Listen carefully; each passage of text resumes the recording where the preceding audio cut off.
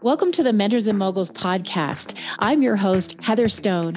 I bring you mentors and moguls from all around the world, different walks of life, from creatives to CEOs to business leaders to top athletes and all kinds of other people in between. Today, we're talking to Ebony Walls. She is an energetic, enthusiastic, and can-do kind of gal, just my type of person. She's a sports philanthropist, Chief Experience Officer in Be a Part of Me Consulting, LLC, and the Director of Strategic Partnerships in the Peace Tech Lab.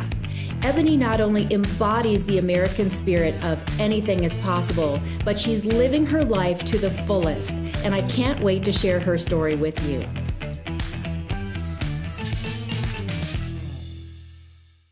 Hello and welcome to the Mentors and Moguls podcast. Today we have a very high energy and fun guest. I'm actually so excited. I've been waiting all week to talk to you, Ebony.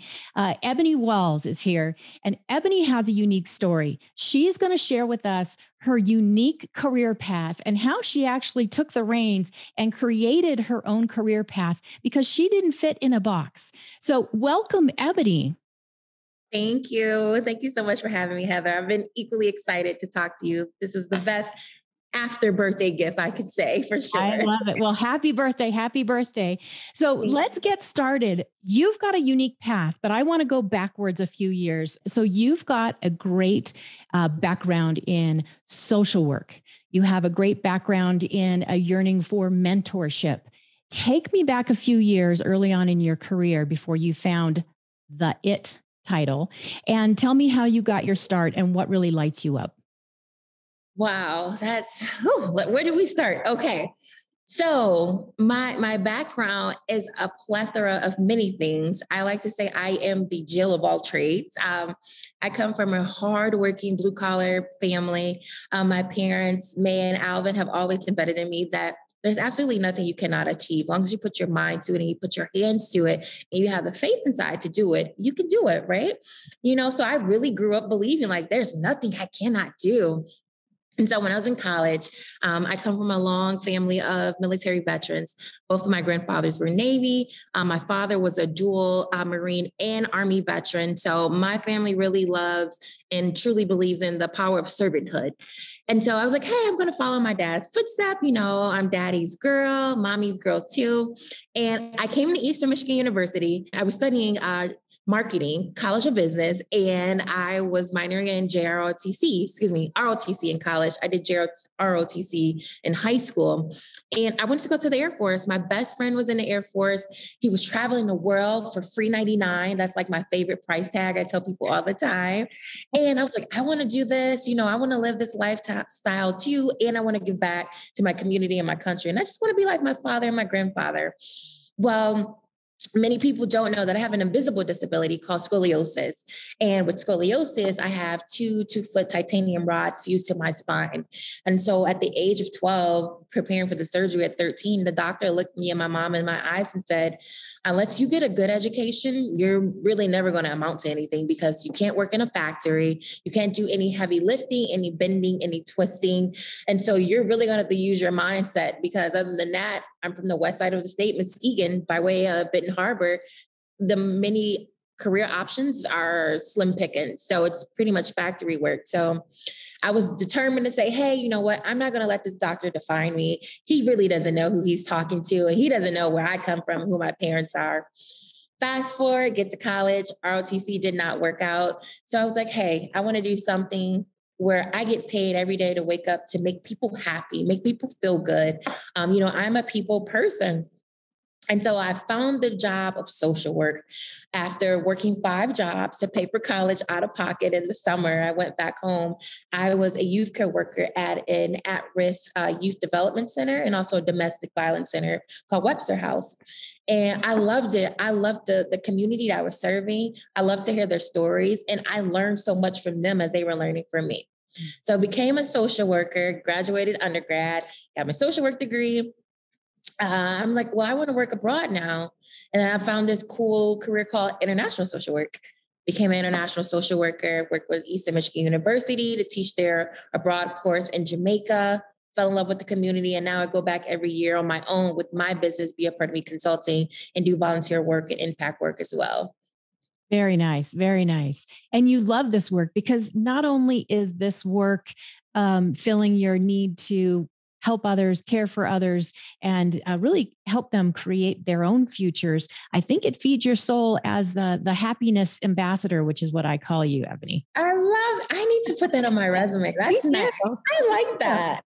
Yes, it does. It really does. And I have multiple passions. So as now I work professionally as the event fundraiser and a sports philanthropist. But it's like a doctor. Once you're a doctor, you're always a doctor. Same with social workers. Once you're a social worker, you're always a social worker. So it's been such a blessing to be able to combine all three of those passions and implement it in my daily work, serving whether it's professional athletes, whether it's Fortune 500 corporations, whether it's higher ed institutions, whether it's just youth at the local YMCA or Big Brothers, Big Sisters event. I have the opportunity to be a servant to others each and every day, and I get paid to do it. Like, what better job is there? That's fantastic. Well, you're a perfect fit for that. So can you explain what is a sports philanthropist for people that really don't exactly know what that is? So I tell people, I had this random idea, prayer, thought, intuition, whatever you want to call it, of I wanted to be the Oprah of sports. Like, I told my parents this and they're like, Ebony, what? Like, what does that even mean? And I was like, I want to be the person that connects the funds to the mission. So I want to be that intermediate. You're almost like a human fiduciary, right? So when I'm just making this up, when Michael Jordan says he wants to invest 2.9 million back into, the greater Chicago area, he is looking for a nonprofit to identify that aligns with the mission of his foundation. He's looking for programming that aligns with the works and the impact that he wants to do. That's what a sports philanthropist is. We are assisting those corporations, those millionaires, those billionaires who want to expand their philanthropic portfolio or actually want to identify and create their philanthropic thumbprint. And so that's what I do. I am the person that connects the funds to the mission, to those nonprofits that are actually doing the good work in the community, is what I like to call it, because there's thousands and thousands and hundreds of thousands of nonprofits that exist, but all of them are not doing the good work in the community. That's right. Well, what a fantastic position to be in. Good for you for kind of creating your own dream position. So is there a project or two projects that are most near and dear to your heart, favorite ones to work on over the past couple of years? There's so many. I'll try to highlight maybe three for the sake of time, because we could be here all day. Okay. I would say number one, in no particular order, is the youth mentor, peer-to-peer mentor program that I created in Bluefields, Jamaica, which is in the parish of Westmoreland. When I was working with Eastern Michigan University School of Social Work as a grad assistant, we took students, graduate, undergraduate students, down to Jamaica every year during their spring break. So they're literally giving up their fun time to go party in Cancun, to go to another country or another state to give back and volunteer.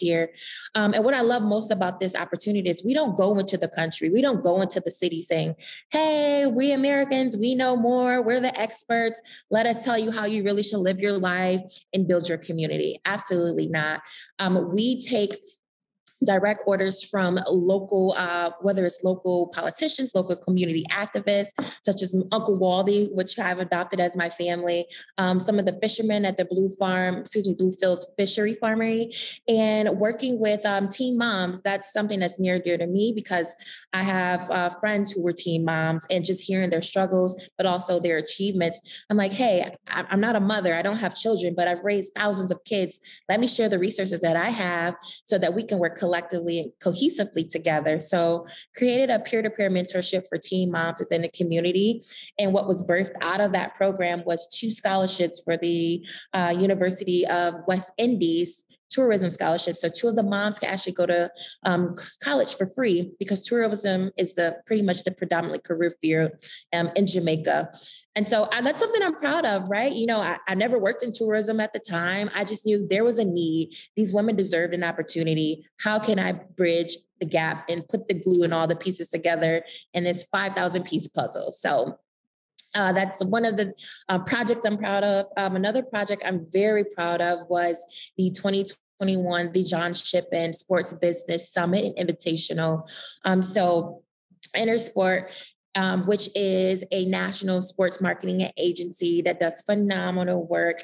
Actually had our hands in the Michael Jordan, The Last Dance film as well. Some of our producers worked on that project. I actually worked for the agency in the Detroit office, which our main responsibility was executing a top tier PGA Tour tournament, the Rocket Mortgage Classic. And I oversaw all of the philanthropy and partnerships for that tournament, which that role didn't exist. I also created that too.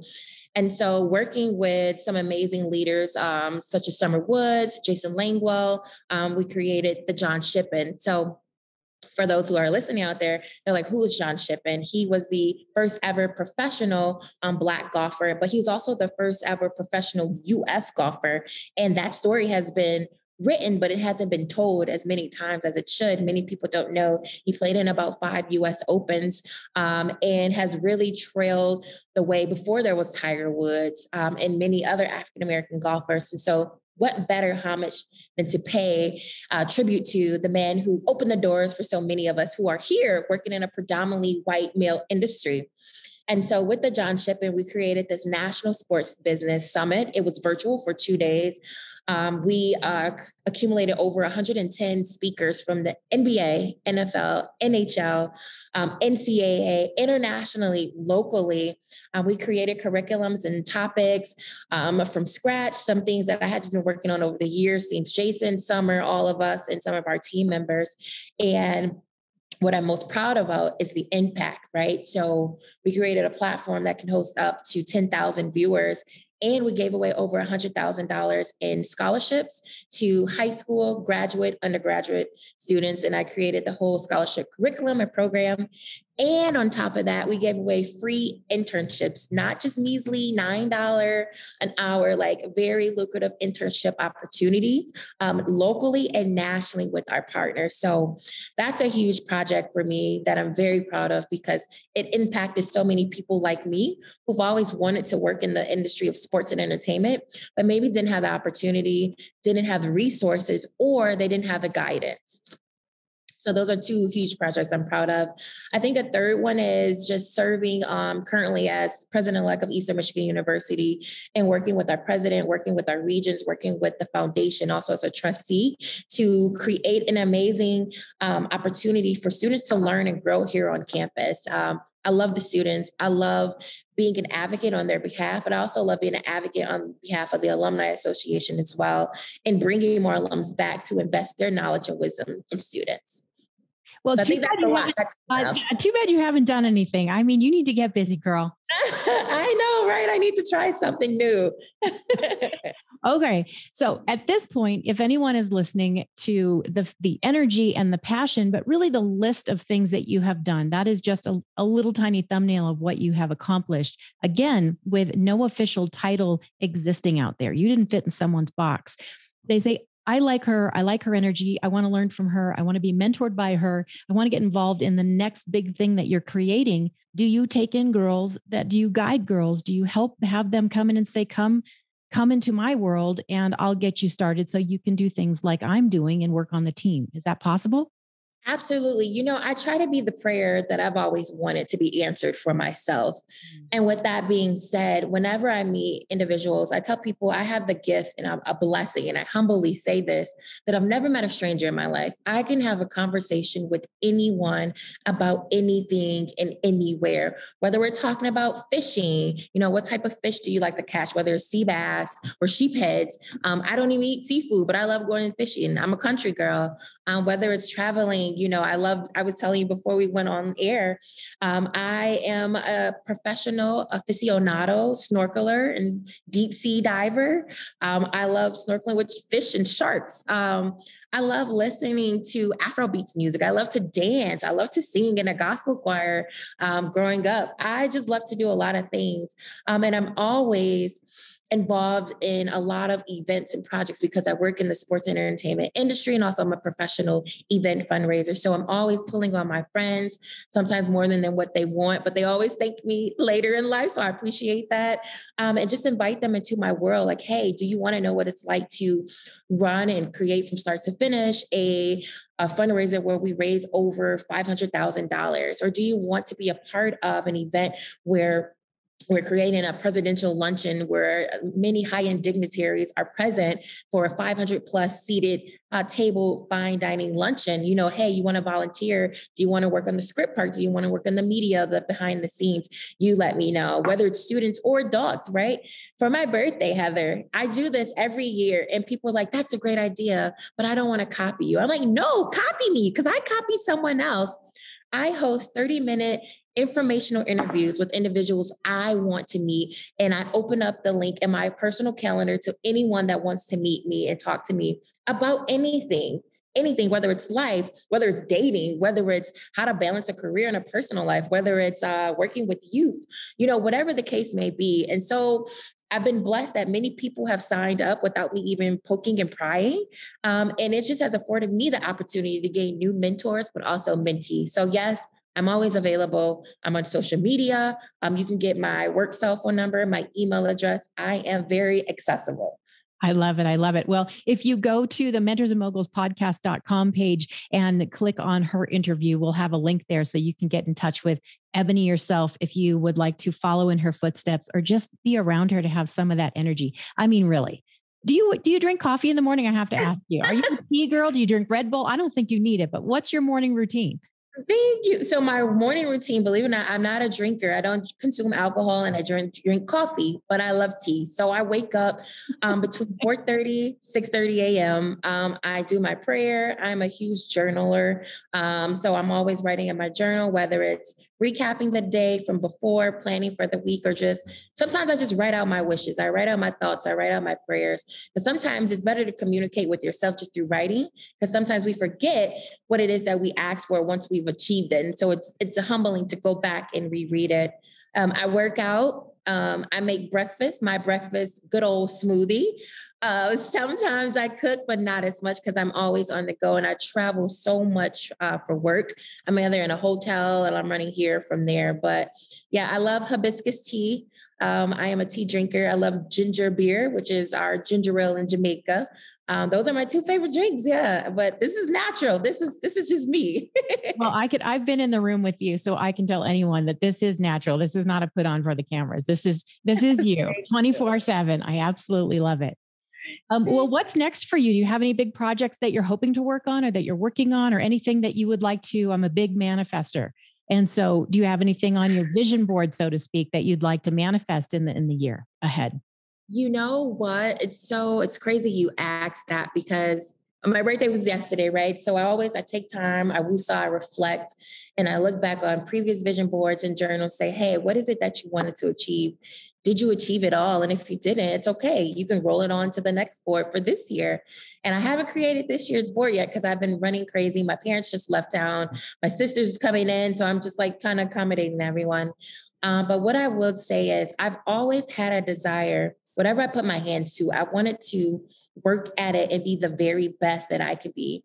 I don't need to be number one in the world. That doesn't matter to me. What I love is to be the best at it so that when I look back at my track record, I can say, wow, these hands really created that. And it was the very best. Or we have this motto that I learned at work is we want to be the best. We want to be the first, or we want to be the only. Those are the categories we want to place ourselves in.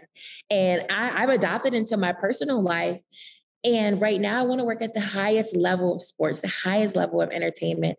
I gave myself a goal 2 years ago. I wanted to work for Super Bowl. I did that on my own through my firm. I said I want to work with the national governing bodies and the U.S. Olympics. I did that through a third party at their previous team's meeting. Now I'm to the point like, hey, I want to be a federal government agent. I want to work as a sports diplomat. And travel the world building intricate relationships between the U.S. and other countries through the vehicle of sports, civic engagement, and mentorship. And I also want to work with the Olympics. Like I want to be at the highest level of sports so that I can work in my arms and my hands can touch and serve the masses. Something I'm personally doing now is studying French again. And also I'm preparing to take ASL classes this summer because I want to be able to talk and communicate with as many people as possible. So that means learning new languages. That means meeting people where they are. And so that's just where I am in life. I want to be the very best at the highest level, if that makes sense. Yeah, it totally makes sense. And I love that. I have no doubt that you We'll get there. I know you will get there. But you bring up a very good point. So again, I'm a great manifester, and I believe in journaling. I believe in vision boards, and I believe in, wherever your focus is, your energy is going to flow that way, right? And you can make anything happen if it's a good thing and a good thing in your path. I agree. Having said that, let's look at the woman that maybe she has a child or a few children, or she's having to pivot. The rug got pulled out from underneath her in the pandemic. And she says, okay, Ebony's story is fantastic. I'd like to be where she is, but that's not me. I don't have this. I don't have connections. I don't have whatever the I don't have is. What would you say to that girl to honestly encourage her to move forward to make something happen? I would say I would give her a little snippet of my own story and let her know, tenacity is what I'm made of. Like, don't get it twisted by any means. You see a polished, finished, half-finished product because life is still going. So I'm never completely finished, right?